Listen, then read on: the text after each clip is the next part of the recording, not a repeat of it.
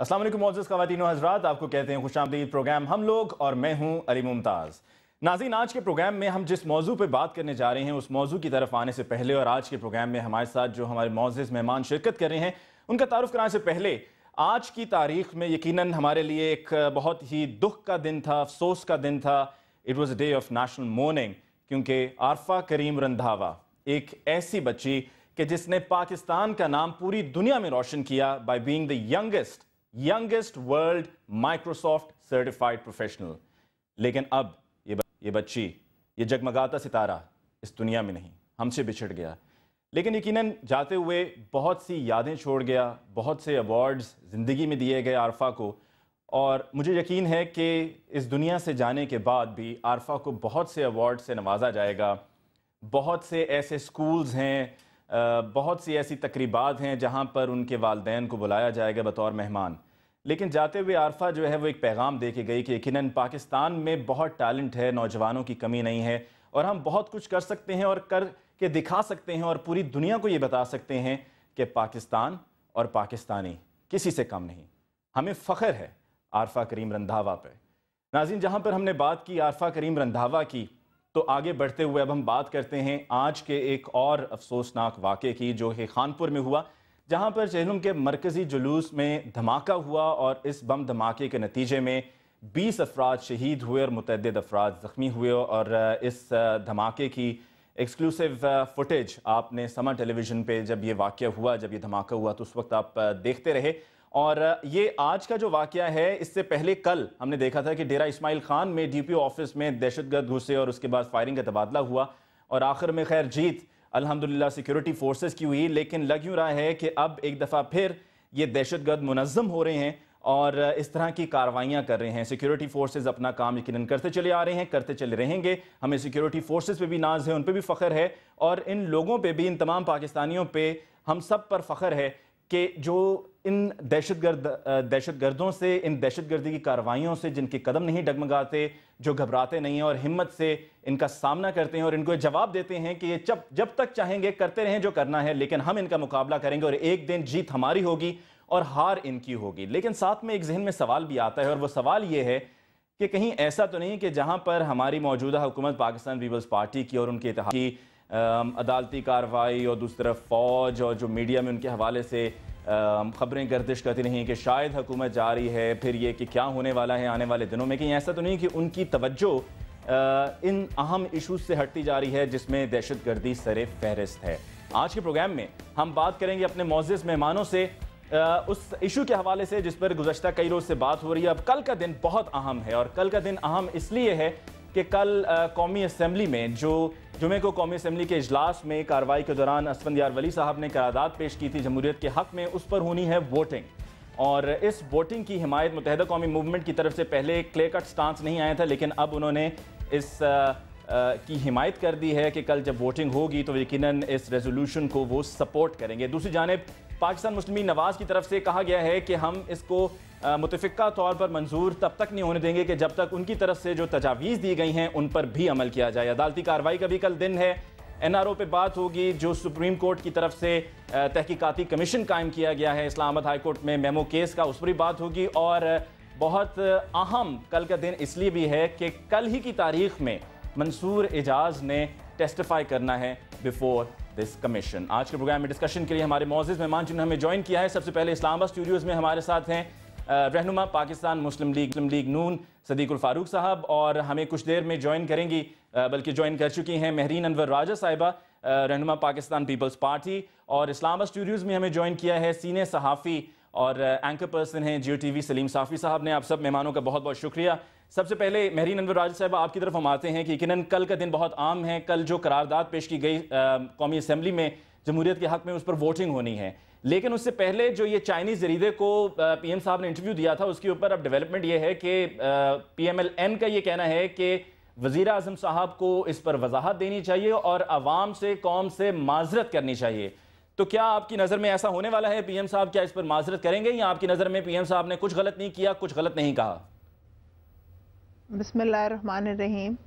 सबसे पहले तो मैं ہماری جو بچی کل وفات پا گئی عارفہ، میں سمجھتی ہوں قوم کا ایک نشان تھی، اس کا بے حد افسوس ہے، جتنا الفاظ شاید بیان نہ کر سکیں، ہم بالکل برابر کے شریک ہیں، اور آج کے دھماکے کو بھی میں بہت کنڈیم کرتی ہوں۔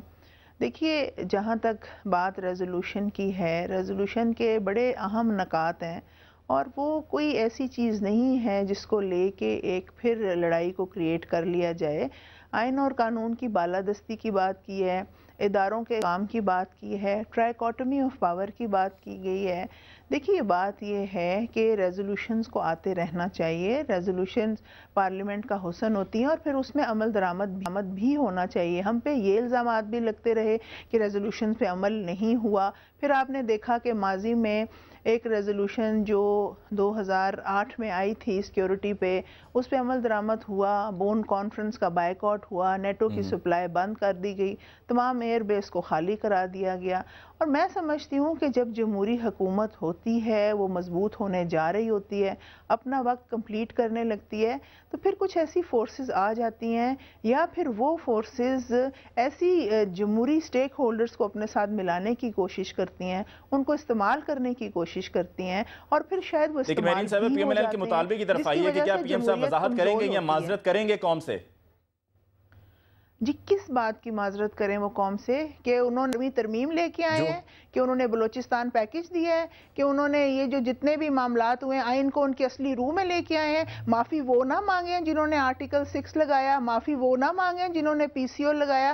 کس بات کی پرائم منسٹر معافی مانگے کہ انہوں نے ججز کو بحال کیا؟ اس بات کی معافی مانگے، اس بات کی معافی مانگیں کہ انہوں نے عدلیہ کو آزادی کی بات کی۔ وہ کس چیز کی معافی مانگیں؟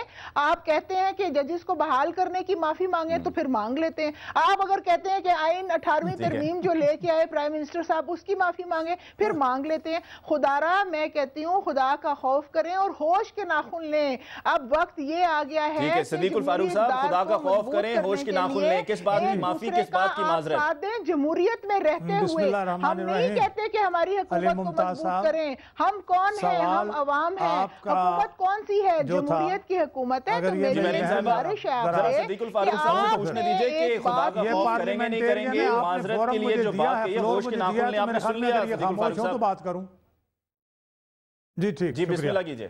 پہلے تو بلا شبہ عارفہ کریم رندھاوا کی وفات پر میں انتہائی افسوس کا اظہار کروں گا، اور میں یہ سمجھتا ہوں کہ علامہ اقبال کا وہ شعر کہ محبت مجھے ان جوانوں سے ہے ستاروں پہ جو ڈالتے ہیں کمند، یہ میری بچی اور قوم کی بچی اور رندھاوا صاحب کی بیٹی اس شعر کی روح پر پوری اترتی تھی۔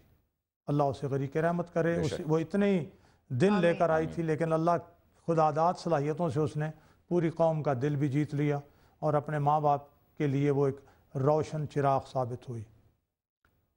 دوسری بات بڑی اہم ہے کہ ہم سب مسلمان ہیں، ایک خدا، ایک رسول، ایک کتاب پر ایمان رکھنے والے، یہ کیوں ہم ایک دوسرے کی جان کے در پہ ہیں؟ بڑا افسوس ہے اس شیعہ حضرات کے جلوس پر یہ جو کچھ ہوا ہے۔ اس کے علاوہ دہشت گرد کس کی جان لینا چاہتے ہیں؟ وہ لوگ جو اللہ اور رسول پر ایمان لانے والے ہیں، اور وہ یہ سمجھتے ہیں کہ وہ یہ اچھا کام کر رہے ہیں۔ اگر تو یہ اپنے آپ کو مسلمان کہتے ہیں تو یہ اسلام نہیں ہے، اور اگر غیر ملکی ایجنٹ ہیں تو پھر ہمارے ادارے جو ہیں انہیں ان کا نوٹس لینا چاہیے، اور ان کا یہ سلسلہ بند ہونا چاہیے۔ اب بات آ گئی پیپلز پارٹی کے ہمارے بھائیوں کی۔ خدا کا خوف واقعی ہمیں سب کو ہونا چاہیے، اور خدا کا خوف اس بات پر بھی ہونا چاہیے کہ جب ہم نے حلف اٹھایا، وزیر اعظم نے بھی اور صدر مملکت نے بھی، کہ وہ اس آئین کے کسٹوڈین بھی ہیں، اس کی وفاداری، اس آئین کے مطابق چلیں گے، تو پھر آئین میں پک اینڈ چوز تو نہیں ہے نا۔ آئین کے الفاظ اور روح پر عمل کرنا ہوگا۔ یہ پارلیمنٹ بھی آئین کی کسٹوڈین ہے۔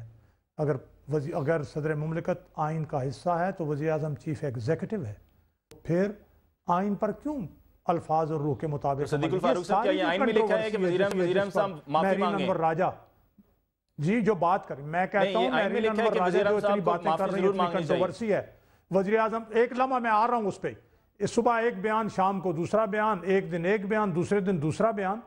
کیا وزارت عظمیٰ پر فائز ایک شخص جو ہے وہ ایسا اس لیول کا ہونا چاہیے جس کا گیلانی صاحب مظاہرہ کر رہے ہیں؟ کبھی کہتے ہیں ہم نے منتیں کر کے یہ کیا، کبھی ان کو غیر آئینی، کبھی وہ ملک سے باہر جاتے ہیں تو اس طرح کی باتیں کرتے ہیں۔ بھائی جب وزیر اعظم صاحب نے یہ کہہ دیا کہ چیف آف آرمی سٹاف نے میرے ساتھ فون پر بات کی تھی اور مجھے بتا دیا تھا، اور یہ بات بھی سامنے آ گئی کہ انہوں نے سیکرٹری دفاع کے ذریعے بھجوایا اپنا بیان، اور جب وہ پارٹی تھے اور سپریم کورٹ نے مانگا اور سپریم کورٹ نے اپنی آبزرویشن بھی دی کہ یہ آئین کے مطابق انہوں نے اقدام کیا ہے، تو یہ وزیر اعظم یوسف رضا گیلانی اپنی عدالت الگ لگا رہے ہیں۔ یہ کو آئین انہوں نے کوئی اور تخلیق کیا ہے، تو اس لیے یہ جو ساری باتیں ہیں انہوں نے غلط کی ہیں۔ انہوں نے وہ معیار جو ہے وہ برقرار نہیں رکھا جو وزیر اعظم کا معیار ہونا چاہیے، انہیں معافی بھی مانگنی چاہیے، میں تو کہوں گا انہیں مستعفی ہو جانا چاہیے۔ انہوں نے اپنے اقدامات اور بیانات سے یہ ثابت کیا ہے کہ یہ وہ سٹاف ہی نہیں ہے جو وزیر اعظم بن سکے۔ ٹھیک ہے، سلیم صافی صاحب کی طرف چلتے ہیں۔ سلیم صاحب یہ بتائیے کہ اب تک جو آپ نے ڈسکشن سنی ہے اور اس کے علاوہ بھی گزشتہ کئی روز میں اسی موضوع پر بات ہو رہی ہے، کیا آپ سمجھتے ہیں کہ وزیر اعظم صاحب نے جو بیان دیا تھا اس پر واقعی معافی مانگنا بنتا ہے؟ علی رضا صاحب، پہلے تو میں بھی جو عرفا کریم رنداوا کی جو آج وہ انتقال کر گئی ہے کل، یقیناً وہ ہم سب کے لیے بڑا صدمہ ہے، اور جس طرح آپ نے شروع میں فرمایا کہ ان جیسے بچوں کا اس ملک میں پیدا ہونا اس بات کا ثبوت ہے کہ ہم لوگ کسی سے کم نہیں، اور اس کی زندگی اور ان کے وجود سے تو ہم محروم ہو گئے، لیکن وہ تنہا نہیں ہے اس ملک میں۔ اس سے پہلے بھی بابر نام کا ایک نوجوان اسی طرح کا اعزاز حاصل کر چکا ہے، علی معین نوازش، اور اس طرح اگر ہم جائیں تو یقیناً اس معاملے میں بھی پاکستان کے لوگوں کا کوئی ثانی نہیں ہے۔ لیکن اس کے ساتھ ساتھ تصویر کا جو دوسرا رخ ہے وہ بھی شاید اس روئی زمین پہ پاکستانی وہ واحد قوم ہے، اور خصوصاً ان کی لیڈرشپ، وہ اس کی سیاسی قیادت ہے، وہ اس کی مذہبی قیادت ہے، وہ اس کی عسکری قیادت ہے، یا پھر اس وقت میں عدالتی قیادت کو بھی کہوں گا، اور خود ابلاغی جو قیادت ہے، ان سب پہ یہ بات صادق آتی ہے کہ ہم ماضی سے سبق نہیں سیکھتے۔ دیکھیں کتنی مار پڑی ہے ان سیاستدانوں کو ماضی قریب میں، خود صدیق الفاروق صاحب یہاں پہ تشریف فرما ہیں، ان کے ساتھ جو کچھ ہوا اس دور میں، جس طرح ان کو ڈمپ کیا گیا، پھر پیپلز پارٹی کے قائدین بھی، لیکن انفارچونیٹلی دیکھنے میں یہ آیا کہ پچھلے 4-5 سالوں میں ان لوگوں نے جو کچھ کیا اس سے لگتا ہے کہ انہوں نے کوئی سبق نہیں سیکھا۔ اور جو معافی مانگنے کی بات ہے تو میرے خیال میں یہ مطالبہ اگر مسلم لیگ نون کر رہی ہے کہ اس مخصوص بیان پہ وزیر اعظم کو معافی مانگنا چاہیے، تو یہ مسلم لیگ نون کی زیادتی ہوگی، اور یہ ان کی اس روش کی علامت ہے کہ شاید انہوں نے بھی ماضی سے کچھ سبق نہیں سیکھا۔ ہاں، وزیر اعظم اور صدر زرداری صاحب کو معافی مانگنا چاہیے اس بات پہ کہ انہوں نے جوڈیشری کی بحالی میں کیوں تاخیر کی، انہوں نے آئین کو توڑنے والے پرویز مشرف کو کیوں سزا نہیں دی، انہوں نے عوامی مسائل کو حل کرنے کی طرف کیوں توجہ نہیں دی، اور اس سے پہلے جب دیگر ادارے اپنے اپنے حدود سے نکلے تو ان کے اس تجاوز پہ انہوں نے گرفت کیوں نہیں کیا، اور سیاسی محاذ پہ نواز شریف صاحب اور دیگر لوگوں کو ناراض کیوں کیا۔ اس چیز پہ زرداری صاحب اور گیلانی صاحب کو قوم سے معافی مانگنی چاہیے، نہ کہ اس مخصوص بیان پہ۔ بات جب اس کی آتی ہے تو پھر اس حوالے سے صدیق الفاروق صاحب کی بات ٹھیک ہے کہ آخر یہ کیسی حکومت ہے کہ جو ایک دن ایک کچھ کہتی ہے اور دوسرے دن دوسرا کچھ کہہ دیتی ہے، ایک ہی ادارے کے بارے میں، ایک ہی فرد کے بارے میں ایک دن ان کا بیان ایک ہوتا ہے اور دوسرے دن دوسرا ہوتا ہے۔ اور اب تو مجھے لگتا یہ ہے کہ ایک طرف حکومت اور جوڈیشری کا تصادم بالکل واضح ہو گیا ہے، دوسری طرف حکومت اور فوج کا تصادم بالکل واضح ہو گیا، تیسری طرف یہ کہ خصوصاً میمو کے کیس کو جس طرح مسلم لیگ نون کی قیادت جس طرح ہائی پیچ پہ لے گئی ہے، تو مجھے لگتا ہے کہ اب پولیٹیکلی کوئی حل نہ نکالا گیا تو جمہوریت کے اور سسٹم کے ڈیریل ہونے کا خطرہ ہے، اور اس میں سمجھتا ہوں کہ پیپلز پارٹی کی قیادت کے ساتھ نون لیگ کی قیادت کو بھی اور جماعتوں کی قیادت کو بھی ذمہ دار قرار دیا جائے گا۔